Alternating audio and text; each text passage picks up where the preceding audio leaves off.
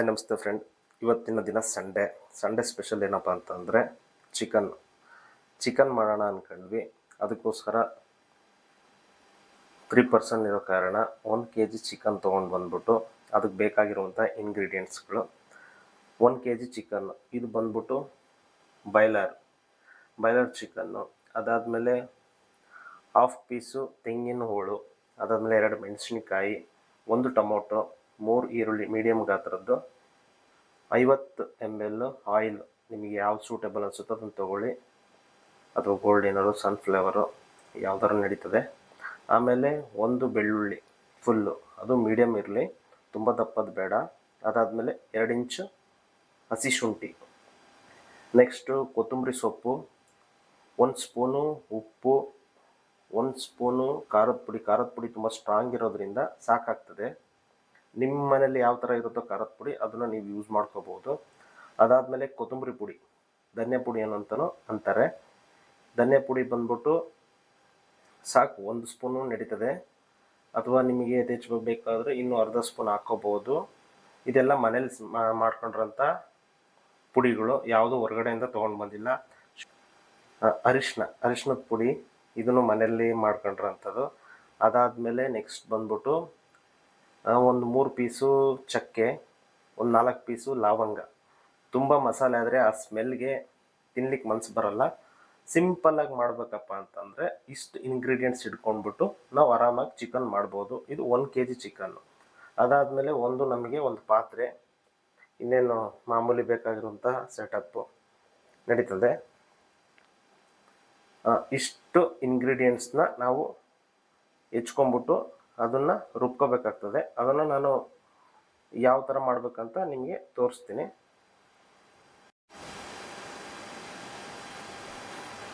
ಮೊದಲಿಗೆ ಏನು ಮಾಡಬೇಕಪ್ಪ ಅಂತಂದರೆ, ಈ 3 ಈರುಳ್ಳಿ ಇದೆಯಲ್ಲ, ಇದು ಸೈಡಿಗೆ ಇಟ್ಕೊಂಬಿಡೋಣ. ಮೊದಲೇ ಈರುಳ್ಳಿ ಹೆಚ್ಕೊಂಬಿಟ್ರೆ ಕಣ್ಣೂರಿ ಆಗುತ್ತೆ. ಅದಕ್ಕೋಸ್ಕರ ಲಾಸ್ಟಿಗೆ ಈರುಳ್ಳಿನ ಹೆಚ್ಕೋಬೇಕಾಗ್ತದೆ.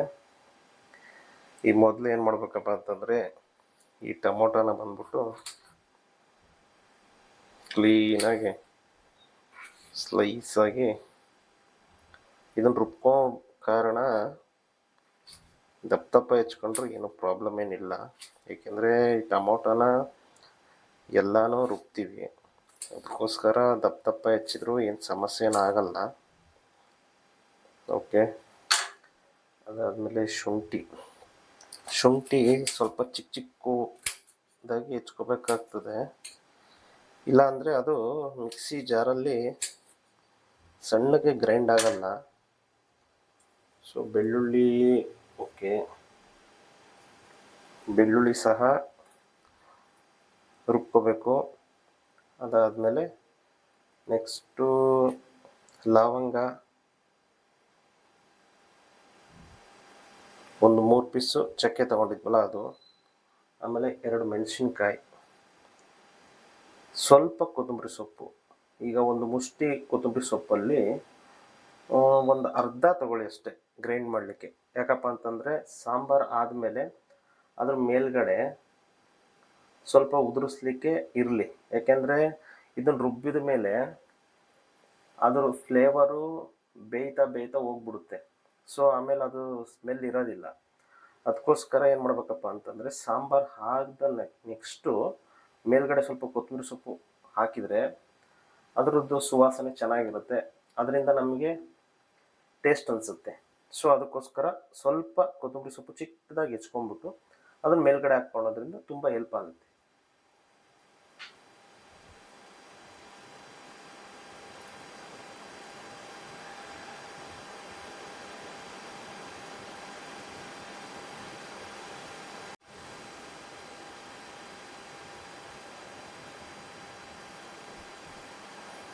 ಇವೆಲ್ಲದನ್ನು ತೊಗೊಂಡ್ಬಿಟ್ಟು ಒಂದು ಮಿಕ್ಸಿ ಜಾರ್ಗೆ ಹಾಕ್ಕೊಂಡು ಕ್ಲೀನಾಗೆ ಚಿಕ್ಕದಾಗಿ ರುಬ್ಕೋಬೇಕಾಗ್ತದೆ.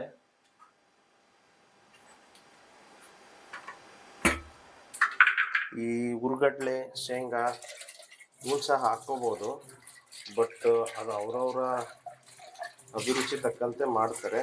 ಬಟ್ ನಮಗೆ ಅದು ಅಷ್ಟು ಏನು ಯೂಸ್ ಮಾಡಲ್ಲ ನಾವು.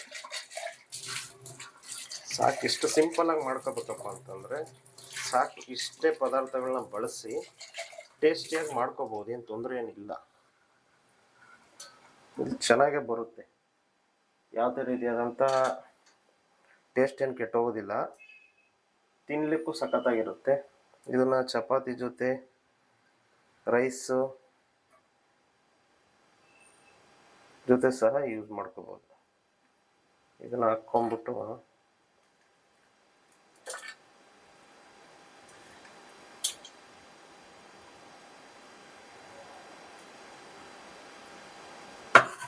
ನೆಕ್ಸ್ಟು ಈರುಳ್ಳಿ ಏನು ಮಾಡ್ಬೇಕಪ್ಪ ಅಂತಂದರೆ, ಇದರಲ್ಲಿ ಈ ಥರ ಉದ್ದುದ್ದವಾಗಿ, ಅಂದರೆ ಯಾಕಪ್ಪ ಅಂತಂದರೆ ಇದು ಒಗ್ಗರಣೆಗೋಸ್ಕರ ಅಷ್ಟೇ. ಸೊ ಈ ಥರ ಉದ್ದುದ್ದವಾಗಿ ಕಟ್ ಮಾಡ್ಕೊಂಡ್ರೆ ಇದನ್ನು ಒಗ್ಗರಣೆ ಕೊಡೋಕ್ಕೋಸ್ಕರವಾಗಿ ಈ ಥರ ಮಾಡ್ಕೊತೀವಿ. ಇದನ್ನು ಸೈಡಿಗೆ ಇಟ್ಕೊಂಬಿಡಿ. ನೆಕ್ಸ್ಟ್ ಏನಿದೆ, ಇನ್ನು ಉಳಿದ ಈರುಳ್ಳಿನ ಇದು ದಪ್ಪವಾಗಿ ಹೆಚ್ಚಿದ್ರೂ ನಡೀತದೆ, ಏನೂ ತೊಂದರೆ ಇಲ್ಲ. ಯಾಕಪ್ಪ ಅಂತಂದರೆ ಇದು ಗ್ರೈಂಡಿಂಗ್ ಹೋಗೋದ್ರಿಂದ ಏನು ಸಮಸ್ಯೆ ಏನಾಗಲ್ಲ. ಚಿಕ್ಕದಾಗೆ ಹೆಚ್ಚಬೇಕು ಅಂತ ಏನು ಸಮಸ್ಯೆ ಏನಿಲ್ಲ, ನಡೆಯುತ್ತೆ ಈ ಥರ ದೊಡ್ಡದಾಗಿ ಹೆಚ್ಚಿದ್ರು. ಇದನ್ನು ಸಹ ಮಿಕ್ಸಿ ಜಾರಿಗೆ ಹಾಕ್ಕೊಂಬಿಟ್ಟು ಗ್ರೈಂಡಿಂಗ್ ಮಾಡೋಕ್ಕೆ ಹಾಕ್ಬೋದು.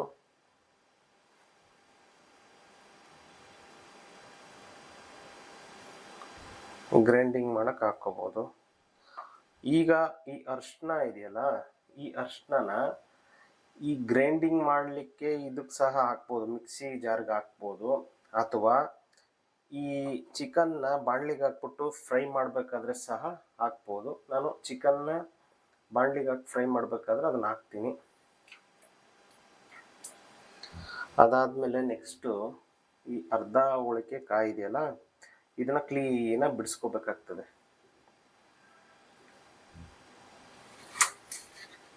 ನೋಡಿ, ಈ ಥರ ಸುಲಭವಾಗಿ ಬಿಡಿಸ್ಕೊಳ್ಳಿ. ನೋಡಿ ಈ ಥರ ಎಷ್ಟು ಚೆನ್ನಾಗಿ ಬರುತ್ತೆ ಅಂದರೆ, ಸುಮ್ಮನೆ ಅದನ್ನೆಲ್ಲ ಒಡೆದು ಆ ಚಿಪ್ಪು ಅದನ್ನೆಲ್ಲ ಅದರೊಳಗಡೆ ಹಾಕ್ಬಿಡಿ. ಇದರಿಂದ ಇರಿಟೇಷನ್ ಆಗುತ್ತೆ ಊಟ ಮಾಡಬೇಕಾದ್ರೆ, ಬಾಯಿಗೆ ಏನಾದ್ರು ಸಿಕ್ತು ಅಂದರೆ.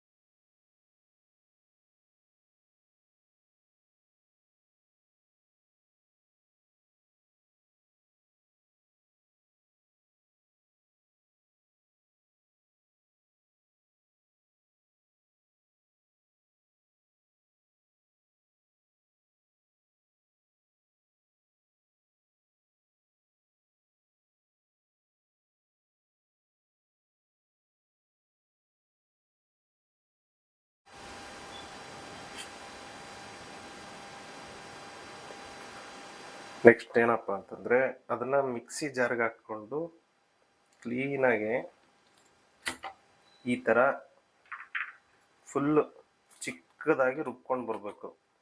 ಇಲ್ಲಪ್ಪ ಅಂತಂದರೆ, ಚಿಕ್ಕದಾಗಿ ಇಲ್ಲ ಅಂತಂದರೆ ತಿನ್ಬೇಕಾದ್ರೆ ಈ ಕೊಬ್ಬರಿ ಪೀಸ್ ಇದೆಯಲ್ಲ ಬಾಯಿಗೆ ಸಿಗ್ತಾ ಇರ್ತದೆ, ಅಷ್ಟು ಟೇಸ್ಟ್ ಕೊಡಲ್ಲ, ಸ್ವೀಟ್ ಅನಿಸುತ್ತೆ.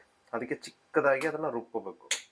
ನೆಕ್ಸ್ಟ್ ಈಗ ಏನಪ್ಪ ಪ್ರೊಸೀಜರ್ ಅಂತಂದರೆ, ಈಗ ಒಲೆ ಹಚ್ಬಿಟ್ಟು ಒಂದು ಪಾತ್ರೆ ಇಟ್ಬಿಟ್ಟು ಈ ಚಿಕನ್ನ ಎಣ್ಣೆಯಲ್ಲಿ ರೋಸ್ಟ್ ಮಾಡ್ಕೋಬೇಕು.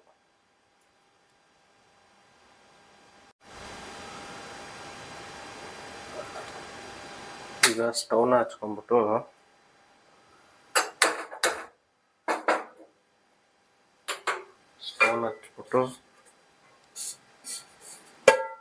ಒಂದು ಪಾತ್ರೆ ತಗೊಂಡು ಸ್ವಲ್ಪ ಹೀಟ್ ಮಾಡ್ಕೋಬೇಕು.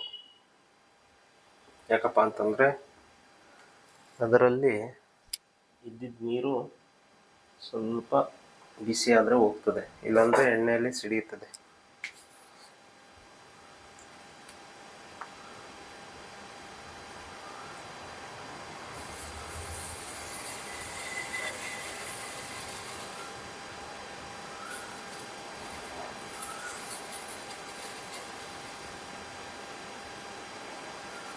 ಎಲ್ಲ ಸ್ವಲ್ಪ ಬಿಸಿ ಆಯಿತು, ತಳ ಬಿಸಿ ಆಯ್ತು. ನೆಕ್ಸ್ಟ್ ಫಸ್ಟ್ ಏನು ಹಾಕ್ಬೇಕು,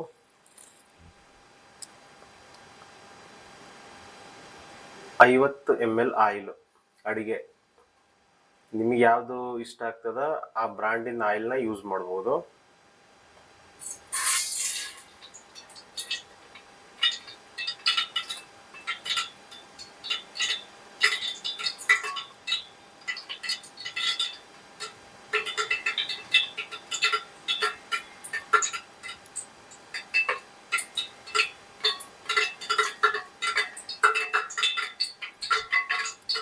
ಸ್ವಲ್ಪ ಉರಿನ ಕಡಿಮೆ ಇಟ್ಕೊಳ್ಳಿ, ಇಲ್ಲಾಂದರೆ ಬೇಗ ಎಣ್ಣೆ ಕಾದ್ಬಿಟ್ಟು ಸಿಡಿತದೆ.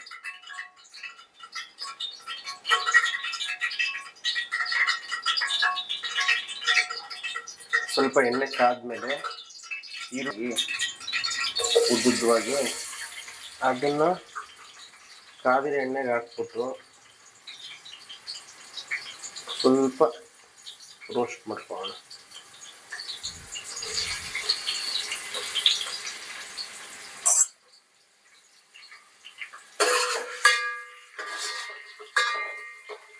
ಈಗ ನಾವು ಜಾಸ್ತಿ ಈರುಳ್ಳಿನ ಗ್ರೈಂಡ್ ಮಾಡಿದ್ರಿಂದ ಇದಕ್ಕೊಂದು ಅರ್ಧ ಈರುಳ್ಳಿ ಆದರೆ ಸಾಕು.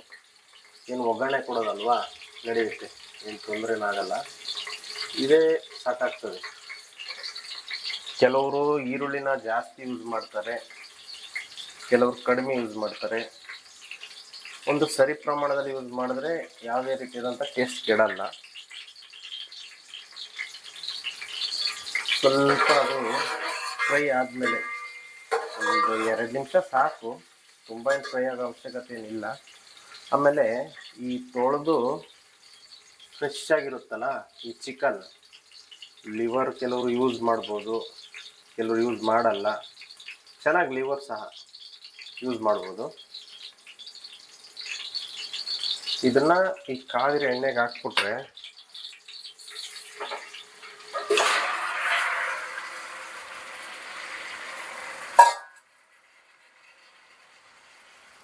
ನಾನು ಹೇಳಿದ್ನಲ್ಲ ಆವಾಗಲೇ, ಈ ಅರಿಶಿಣದ ಪುಡಿನ ಈ ಚಿಕನ್ನ ಫ್ರೈ ಮಾಡಬೇಕಾದ್ರೆ ಮೇಲ್ಗಡೆ ಹಾಕ್ತೀನಿ ಅಂತ. ಸೊ ಅದನ್ನೀಗ ಹಾಕ್ತಿದ್ದೀನಿ. ಗ್ರೈಂಡಿಂಗ್ ಮಾಡ್ಬೋದು, ಬಟ್ ಇದನ್ನ ಹಾಕ್ಬಿಟ್ಟು ಫ್ರೈ ಮಾಡಬೇಕಾದ್ರೆ ಸ್ವಲ್ಪ ಸ್ಮೆಲ್ ಚೆನ್ನಾಗಿ ಬರುತ್ತೆ. ಆಮೇಲೆ ಅದು ಈ ಚಿಕನ್ನು ಇದನ್ನ ಅಷ್ಟನ್ನ ಸ್ವಲ್ಪ ಹಿಡಿದಿಟ್ಕೊಳ್ಳುತ್ತೆ ಈಗ ಫ್ರೈ ಮಾಡ್ಬೇಕಂದ್ರೆ ಹಾಕಿದಾಗ. ಹಂಗಾಗಿ ಇದನ್ನ ಚಿಕನ್ ಫ್ರೈ ಮಾಡ್ಬೇಕಾದ್ರೆ ಹಾಕಿದ್ರೆ ತುಂಬ ಚೆನ್ನಾಗಿರುತ್ತೆ. ಸ್ವಲ್ಪ ಇದು ಬೇಯಬೇಕು ಚಿಕನ್, ತುಂಬ ಜಾಸ್ತಿ ಕೊಡ್ಕೋಬೇಡಿ ಊರಿನ, ಇಲ್ಲಾಂದರೆ ತಳ.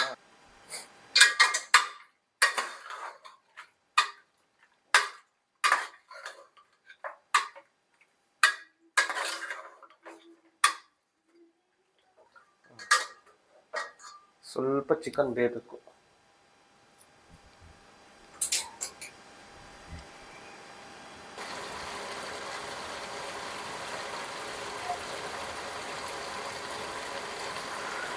ಈಗ ಸ್ವಲ್ಪ ಕುದಿ ಬಂದಿದೆ, ಸ್ವಲ್ಪ ಅವಾಗವಾಗ ಮೇಲೆ ಕೆಳಗೆ ಮಾಡಿ, ಇಲ್ಲಾಂದರೆ ಒಂದು ಕಡೆನೇ ತಳ ಹಿಡ್ಕೊಂಡ್ಬಿಡುತ್ತೆ. ಆಮೇಲೆ ಇದು ಬಾಯ್ಲರ್ ಕೋಳಿ ಆಗಿರೋದ್ರಿಂದ ಬೇಗ ಬೆಂದು ಹೋಗುತ್ತೆ. ಈ ಫಾರಮ್ ಆದರೆ ಸ್ವಲ್ಪ ಟೈಮ್ ತಗೊಳುತ್ತೆ, ಬಾಯ್ಲರ್ ಏನು ತುಂಬ ಟೈಮ್ ತಗೊಳ್ಳಲ್ಲ, ಬೇಗ ಬೇಯುತ್ತೆ. ಕುಕ್ಕರಲ್ಲಿ ಹಾಕೋ ಅವಶ್ಯಕತೆಯೂ ಏನು ಇರೋದಿಲ್ಲ, ಪಾತ್ರೆಯಲ್ಲೇ ಮಾಡ್ಬೋದು. ಈಗ ಸ್ವಲ್ಪ ಅದು ಕುದಿಯೋಕ್ಕೆ ಸ್ಟಾರ್ಟ್ ಮಾಡಿದ್ಮೇಲೆ ಉಪ್ಪಿತ್ತಲ್ಲ, ಆ 1 ಸ್ಪೂನ್ ಉಪ್ಪನ್ನ ಕ್ಲೀನಾಗಿ ಅದ್ರ ಮೇಲೆ ಹಾಕ್ಬಿಟ್ಟು, ಆಮೇಲೆ 1 ಸ್ಪೂನು ಖಾರದ ಪುಡಿ. ಇದು ತುಂಬ ಸ್ಟ್ರಾಂಗ್ ಇದೆ, ಅದಕ್ಕೋಸ್ಕರ ನಾನು 1 ಸ್ಪೂನ್ ತಗೊಂಡಿದ್ದೀನಿ. ಸ್ಟ್ರಾಂಗ್ ಇಲ್ಲ ಅಂತಂದರೆ 1.5 ಸ್ಪೂನ್ ತೊಗೋಬೋದು. ನೋಡೋಣ, ಈಗ ಜಾಸ್ತಿ ಆದಮೇಲೆ ತೆಗಿಲಿಕ್ಕೆ ಬರೋದಿಲ್ಲ. ಕಡಿಮೆ ಬಿದ್ದರೆ ಹಾಕ್ಕೋಬೋದು, ಏನು ಸಮಸ್ಯೆ ಏನಾಗೋದಿಲ್ಲಲ್ಲ. ಅದಕ್ಕೆ ಸ್ವಲ್ಪ ಕಡಿಮೆ ಪ್ರಮಾಣದಲ್ಲೇ ಹಾಕ್ಕೊಳ್ಳಿ ಎಲ್ಲದನ್ನು. ಒಂದು ಸಲ ಕುದ್ಬಿಟ್ಟು ಆಮೇಲೆ ಸ್ವಲ್ಪ ಟೇಸ್ಟ್ ನೋಡಿದ್ಮೇಲೆ ಯಾವ್ದಾದ್ರು ಆ್ಯಡ್ ಮಾಡಬೇಕು ಅನ್ಸಿದಾಗ ಮಾಡಿ. ಇಲ್ಲಾಂದರೆ ತುಂಬ ಬೇಗನೆ ಎಲ್ಲ ಹಾಕ್ಬಿಟ್ಟು ಆಮೇಲೆ ಜಾಸ್ತಿ ಆದರೆ ಕಷ್ಟ. ಸೊ ಅದು ಬೇಯಲಿ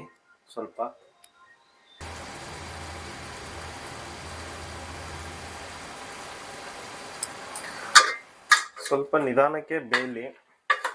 ನಿಧಾನಕ್ಕೆ ನೋಡಿ, ಈ ಥರ ಬೇಯಬೇಕು. ಫಸ್ಟು ಉಪ್ಪು ಖಾರದ ಪುಡಿನ ಇದರಲ್ಲೇ ಯಾಕೆ ಬೇಯಿಸ್ಬೇಕಪ್ಪ ಅಂತಂದರೆ ಆ ಚಿಕನ್ನು ಅದನ್ನು ಅಬ್ಸರ್ವ್ ಮಾಡ್ಕೊಳ್ಳುತ್ತೆ.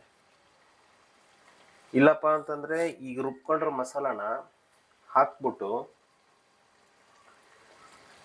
ಆದಮೇಲೆ ನಾವೇನಾದ್ರು ಖಾರದ ಪುಡಿ ಅಥವಾ ಈ ಉಪ್ಪನ್ನ ಹಾಕ್ತಾರೆ, ಅದು ಹಿಡ್ಕೊಳ್ಳಲ್ಲ, ಅವಾಗ ಟೇಸ್ಟು ಚೆನ್ನಾಗಿ ಅನಿಸಲ್ಲ. ಈ ಚಿಕನ್ಗೆ ಮೊದಲೇ ಇದನ್ನು ಎಣ್ಣೆಲಿ ರೋಸ್ಟ್ ಮಾಡಬೇಕಾದ್ರೆ ಹಾಕಿದ್ರೆ ಚೆನ್ನಾಗಿ ಹಿಡಿಯುತ್ತೆ. ಉಪ್ಪು ಖಾರ ಇವೆರಡು ಐಟಮ್ನ ಈ ರೋಸ್ಟ್ ಮಾಡಬೇಕಾದ್ರೆ ಹಾಕ್ಬೇಕಾಗ್ತದೆ.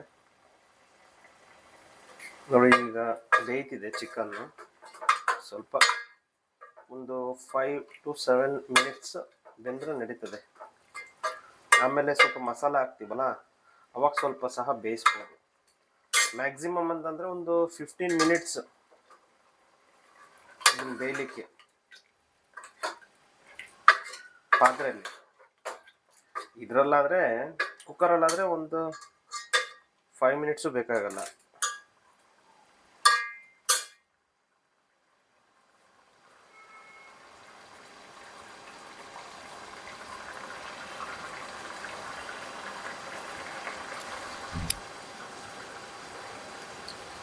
ಆಮೇಲೆ 1 ಸ್ಪೂನು ಧನ್ಯ ಪುಡಿ ಹೇಳಿದ್ನಲ್ಲ, ಅದನ್ನ ಈಗಲೇ ಹಾಕ್ಕೊಂಡ್ಬಿಟ್ರು ಉತ್ತಮ. ಯಾಕೆಂದರೆ ಅದು ಸ್ಮೆಲ್ಲು ಲಾಸ್ಟಿಗೆ ಹಾಕಿದ್ರೆ ಸ್ಮೆಲ್ಲು ಜಾಸ್ತಿ ಇರುತ್ತೆ. ಈಗಲೇ ಅದು ಬೇಯಬೇಕಾದ್ರೆ ಹಾಕ್ತಿದ್ರೆ ಅದ್ರ ಸ್ಮೆಲ್ಲು ಸ್ವಲ್ಪ ಹೋಗ್ಬಿಟ್ಟು ಚೆನ್ನಾಗಿರುತ್ತೆ ಟೇಸ್ಟ್.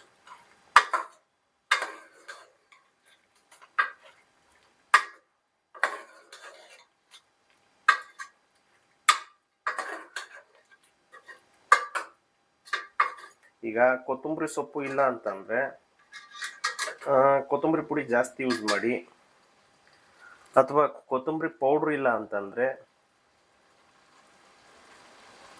ಕೊತ್ತಂಬರಿ ಸೊಪ್ಪು ಯೂಸ್ ಮಾಡಿ.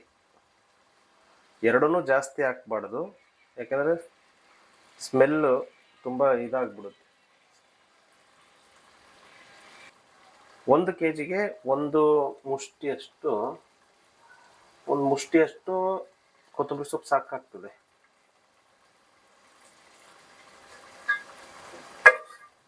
ನೋಡಿ, ಚೆನ್ನಾಗದು ಬೇಯಬೇಕು.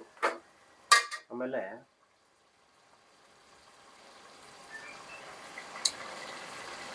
ಇದನ್ನು ರುಬ್ಕೊಂಡಿರ್ತೀವಲ್ಲ, ಪೇಸ್ಟ್ ಇರುತ್ತಲ್ಲ, ಆ ಪೇಸ್ಟನ್ನು ಕುದಿಬೇಕಾದ್ರೆ ಹಾಕ್ಬಿಡಿ.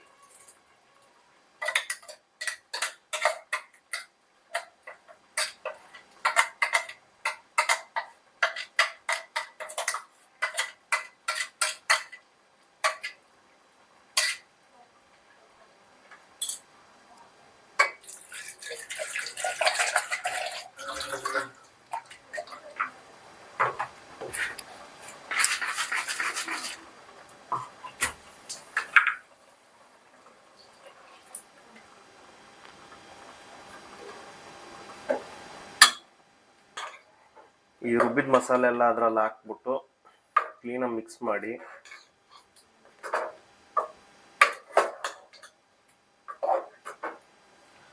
ನಿಮಗೆ ಯಾವ ಕನ್ಸಿಸ್ಟೆನ್ಸಿ ಬೇಕೋ ಅಷ್ಟನ್ನು ನೀರನ್ನ ಆ್ಯಡ್ ಮಾಡ್ಕೊಳ್ಳಿ. ಈಗ ಕೆಲವ್ರಿಗೆ ತುಂಬ ಗಟ್ಟಿಯಾಗಿರಬೇಕು ಗ್ರೇವಿ ಥರ, ಕೆಲವ್ರಿಗೆ ಸಾಂಬಾರು ಥರ ಇರಬೇಕು. ಅದು ಡಿಪೆಂಡಿಂಗ್ ಆನ್ ನಿಮ್ಮ ಟೇಸ್ಟಿಗೆ ಬಿಟ್ಟಿದ್ದು. ನೋಡಿ, ಈ ಥರ ಆಗುತ್ತೆ.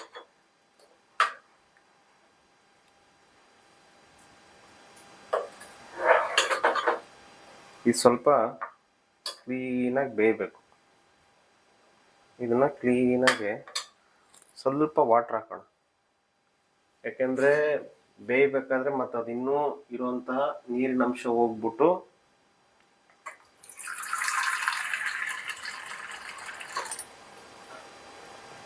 ಒಂದು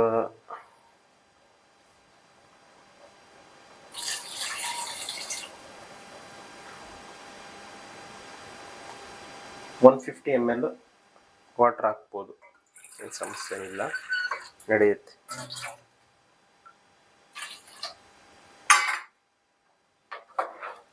ಇದು ಕ್ಲೀನಾಗಿ ಬೇಯಬೇಕು ಸಾಂಬಾರು. ಈಗ ಏನಪ್ಪ ಅಂತಂದರೆ ಚಿಕನ್ ಆಲ್ಮೋಸ್ಟು 50% ಬೆಂದಿದೆ. ಈ ಮಸಾಲೆ ರುಬ್ಕೊಂಡಿರ್ತೀವಲ್ಲ, ಇದು ಹಸಿ ಅಂಶ ಹೋಗ್ಬೇಕಾದ್ರೆ ಇದು ಸ್ವಲ್ಪ ಕುದಿಬೇಕು, ಚೆನ್ನಾಗಿ ಬೇಯಬೇಕು, ಇಲ್ಲಾಂದರೆ ಹಸಿ ಹಸಿ ವಾಸನೆ ಹಂಗೆ ಇರುತ್ತೆ. ಅದಕ್ಕೋಸ್ಕರ ಇದು ಚೆನ್ನಾಗಿ ಬೇಯಲಿ. ಇದಕ್ಕೊಂದು ಪ್ಲೇಟ್ನ ಮುಚ್ಚಿಬಿಡು, ಇಲ್ಲಾಂದರೆ ಬೇಗ ಬೇಯಲ್ಲ, ಬೇಗ ಕುದಿನೂ ಬರಲ್ಲ.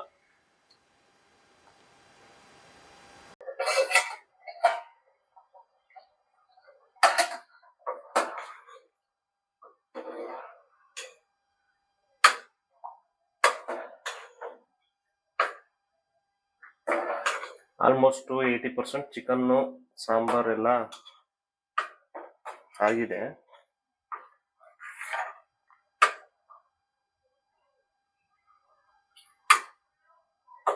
ಇನ್ನು 2 minutes ಆಗುತ್ತೆ.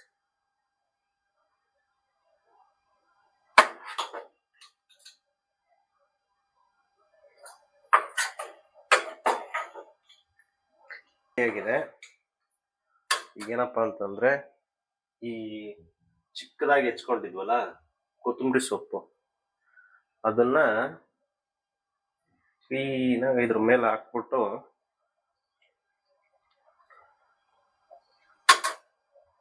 ಪಾತ್ರೆನ ಕ್ಲೋಸ್ ಮಾಡಿದ್ವಿ. ಓಕೆನಾ? ಈಗ ಚಿಕನ್ ಸಾಂಬಾರು ರೆಡಿಯಾಗಿದೆ. ಮನೆಯಲ್ಲೇ ಇರೋ ಮಸಾಲೆನ ಯೂಸ್ ಮಾಡ್ಕೊಂಡ್ಬಿಟ್ಟು ಯಾವ ರೀತಿ ಟೇಸ್ಟಾಗಿ ಮಾಡ್ಬೇಕಪ್ಪ ಅಂದರೆ ಈ ರೀತಿ ಮಾಡಿ, 100% ಕೆಟ್ಟೋಗೋದಿಲ್ಲ ಸಾಂಬಾರು, ತುಂಬ ಚೆನ್ನಾಗಿರುತ್ತೆ, ಟೇಸ್ಟಿಯಾಗಿರುತ್ತೆ. ಇದು ಯಾವ ರೀತಿ ಇದೆ ಅಂತ ನೆಕ್ಸ್ಟ್ ನಾನು ತೋರಿಸ್ತೀನಿ ಟೇಸ್ಟ್.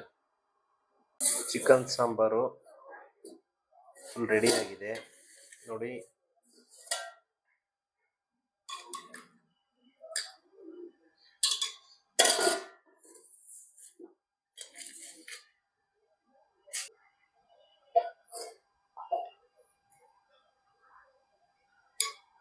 ಯಾವ ರೀತಿ ಇದೆ ಅಂತ ಸ್ವಲ್ಪ ಟೇಸ್ಟ್ ಮಾಡಿಬಿಟ್ಟು ನೋಡೋಣ ಟೇಸ್ಟಿ ಆಗಿದೆ ಅಂತ.